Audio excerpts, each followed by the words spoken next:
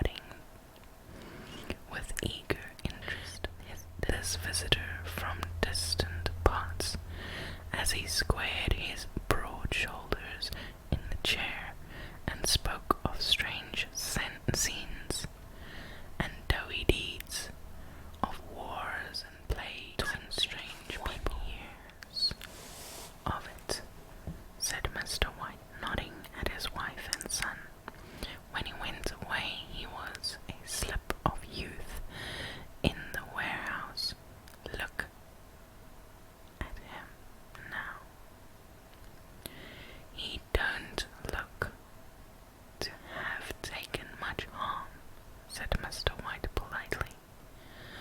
"I'd like to go to India myself," said the old man, "just to look around a bit, you know." "Better where you are," said the sergeant major, shaking his head. He put down the empty glass and sighing softly, shook it again. "I should like to see those old temples and fakers and jugglers," said the old man. "What was that you started telling me the other day about a monkey's paw or something, Morris?"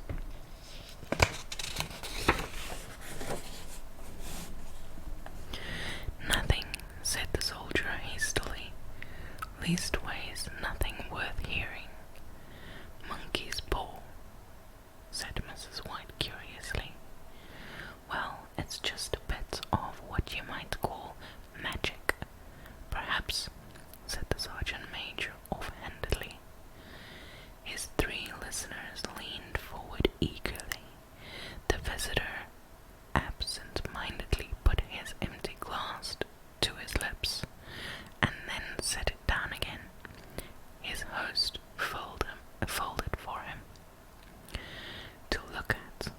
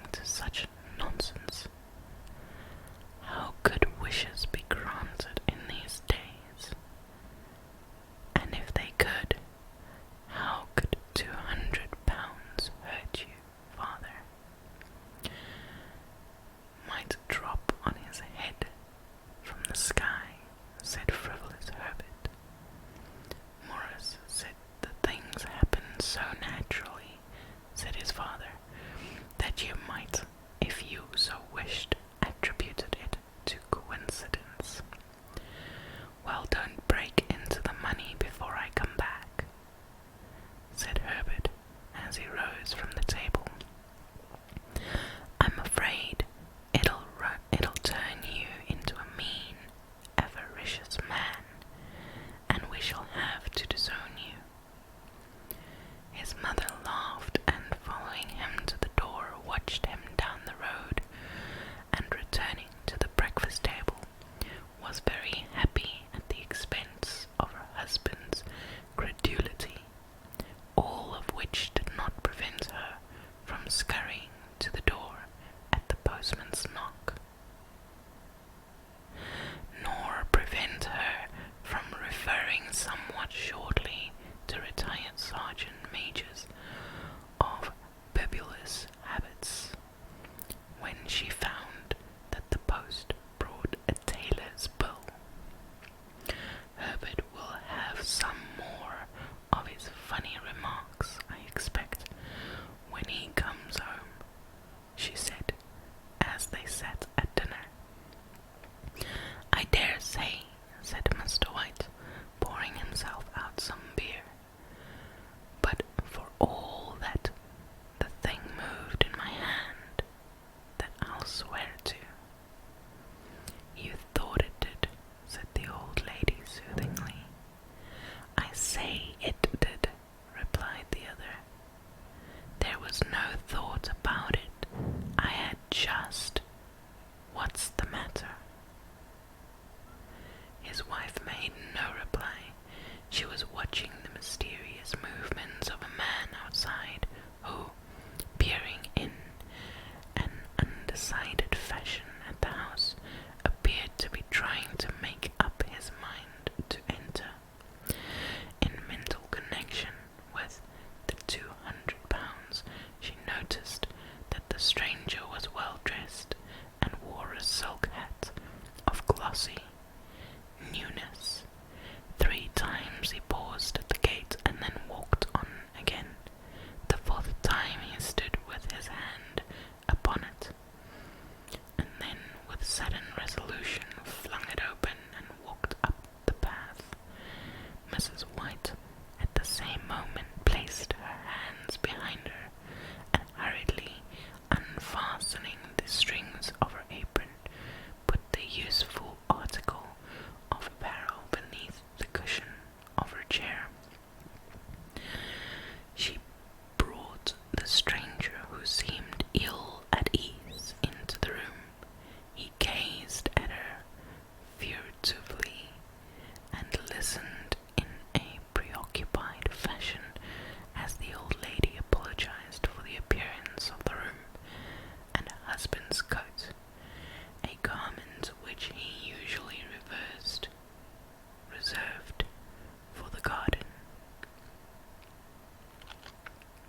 She then waited as patiently as her sex would permit for him to broach his business, but he was at first strangely silent.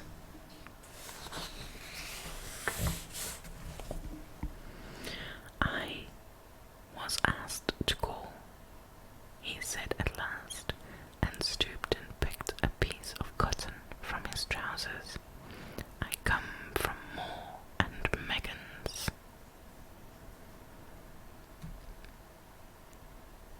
The old lady started. "Is anything the matter?" she asked breathlessly. "Has anything happened to Herbert? What is it? What is it?" Her husband interposed. There, mother," he said hastily. "Sit down and don't jump to conclusions. You've not brought bad news, I'm sure, sir." And he eyed the other wistfully.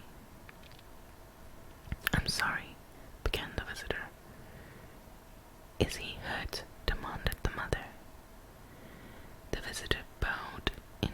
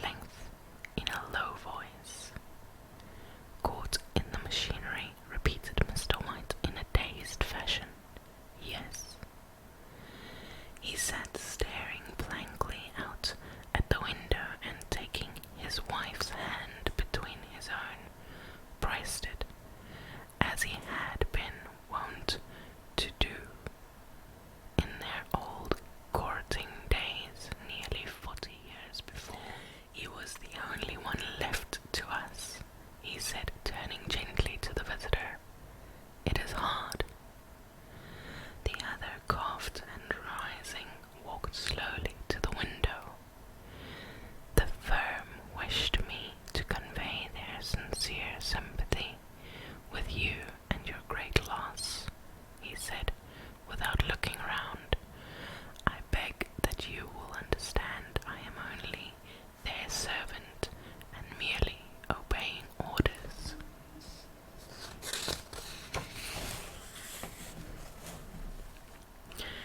There was no reply. The old woman's face was white, her eyes staring, and her breath inaudible. On the husband's face was a look such as his friend the sergeant might have carried into his first action. "I was to say that Ma and Megan's disclaim all responsibility," continued the other.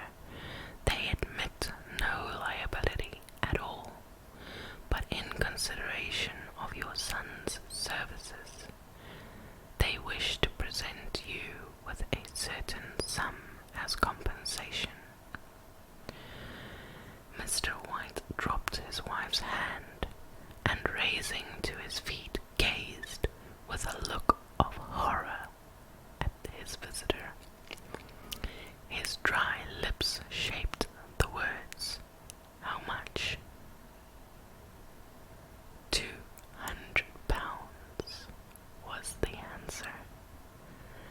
Unconscious of his wife's shriek, the old man smiled faintly, put out his hands like a sightless man, and dropped a senseless heap to the floor.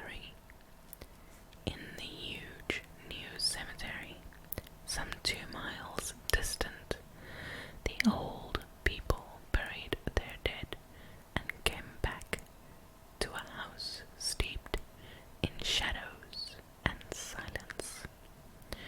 It was all over so quickly that at first they could hardly realize it, and remained in a state of expectation as though of something else to happen, something else which was to lighten this load too heavy for old hearts to bear. But in the days past, and expectation gave place to resignation, the hopeless resignation of the old, sometimes miscalled apathy. Sometimes they hardly exchanged a word, for now they had nothing to talk about, and their days were long to weariness. It was about a week after that the old man, waking suddenly in the middle of the night, stretched out his hand and found himself alone. The room was in darkness, and the sound of subdued weeping came from the window. He raised himself in bed and listened. "Come back," he said tenderly. "You will be cold." "It is colder for my son," said the old woman, and wept afresh. The sound of her sobs died away on his ears. The bed was warm, and his eyes heavy with sleep. He dozed fitfully and then slept until a sudden wild cry from his wife awoke him with a start. "The paw!" she cried wildly. "The monkey's paw!" He started up in alarm. Where is it? What's the matter?" She came stumbling across the room toward him. "I want it," she said quietly. "You've not destroyed it." "It's in the parlor, on the bracket," he replied, marveling. "Why?" She cried and laughed together, and bending over, kissed his cheek. "I only just thought of it," she said hysterically. "Why didn't I think of it before? Why didn't you think of it?" "Think of what?" he questioned. "The other 2 wishes," she replied. "We've only had one." "Was not that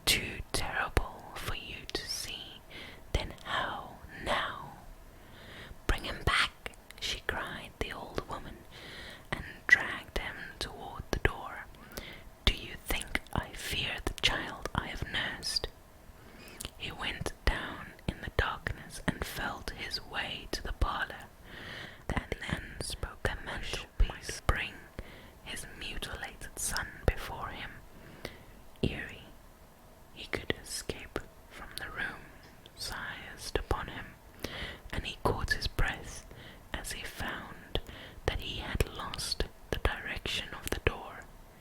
His brow cold with sweat, he felt his way round the table and groped along the wall until he found himself in the small passage with the unwholesome thing in his hand.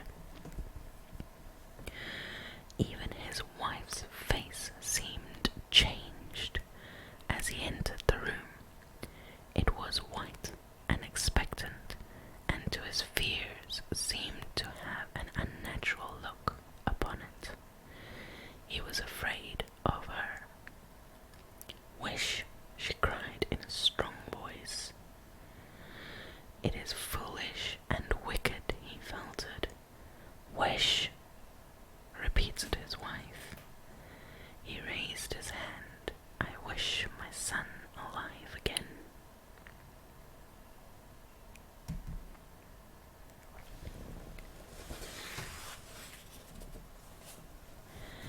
The talisman fell to the floor, and he regarded it fearfully. Then he sank trembling into a chair as the old woman, with burning eyes, walked to the window and raised the blind. He sat until he was chilled with the cold, glancing occasionally at the figure of the old woman peering through the window. The candle end, which had burned below the rim of the china candlestick, was throwing pulsating shadows on the ceiling and walls, until with a flicker larger than the rest, it expired. The old man, with an unspeakable sense of relief at the failure of the talisman, crept back to his bed, and a minute or two afterward the old woman came silently and apathetically beside him. Neither spoke, but both lay silently, listening to the ticking of the clock. A stair creaked, and a squeaky mouse scurried noisily through the wall. The darkness was oppressive, and after lying for some time screwing up his courage, the husband took the box of matches, and striking one, went down for a candle. At the foot of the stairs the match went out, and he paused to strike another, and at the same moment a knock, so quiet and stealthy as to be scarcely audible, sounded on the front door. The matches fell from his hand. He stood motionless, his breath suspended until the knock was repeated. Then he turned and fled swiftly back to his room. He closed the door behind him. A third knock sounded through the house. "What's that?" cried the old woman, starting up. "A rat," said the old man in shaking tones. "A rat. It passed me on the stairs." His wife sat up in bed listening. A loud knock resounded through the house. "It's Herbert," she screamed. "It's Herbert." She ran to the door, but her husband was before her, and catching her by the arm, held her tightly. "What are you going to do?" he whispered hoarsely. "It's my boy, it's Herbert," she cried, struggling mechanically. "I forgot it was 2 miles away. What are you holding me for? Let go. I must open the door." "For God's